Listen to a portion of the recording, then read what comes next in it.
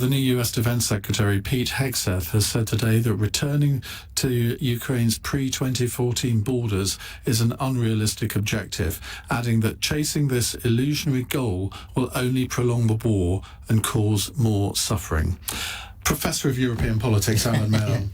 Well, I mean, the answer partly depends on how the peace deal comes about, and I think it's very, let's very assume important. that Crimea and parts of Donetsk are kept by Russia. Yeah, but part of it hinges on whether Ukraine are involved in the peace settlement at all. There's a danger at the moment, I think, that Trump and Putin settle this over the heads of the Ukrainians, which is immediately going to make things far, far harder afterwards. So that's the first thing. But secondly, I fear that Ukraine isn't going to have much autonomy when we get to that point, because ultimately they're dependent on others to keep the war going, and I think they will come under pressure from European countries. I suspect there are quite a few European countries that secretly are thinking, okay, Trump's going to end this war, that's great, we can stop sending support to Ukraine, we're going to make them negotiate. So I fear that the Ukraine is going to have to accept whatever comes out of this, because it's very hard to do otherwise.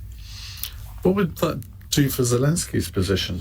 It would make it very, very precarious indeed, because there is already opposition to him at home, and I think the desire in Ukraine... Yeah, because we never hear about that. Yeah, and I think the desire in Ukraine is to fight on. So I think if he's seen as signing up to something that gives away too much territory, and remember, for many Ukrainians, any territory is too much territory, then I think his position becomes more precarious. So why is there opposition to him? Because, I mean, I've interviewed a succession of Ukrainian MPs from all sorts of different parties, not his party, and they were certainly all fully behind him. Is this a new development? Well, because there are a number of people in Ukraine who are hearing these whispers about a peace deal and are getting worried about giving up territory and are saying, actually, we want to keep going because we want our territory back. So I think it gives them space, if there's a deal of the kind that seems to be mooted at the moment, to attack Zelensky at home for giving in, as they would see it.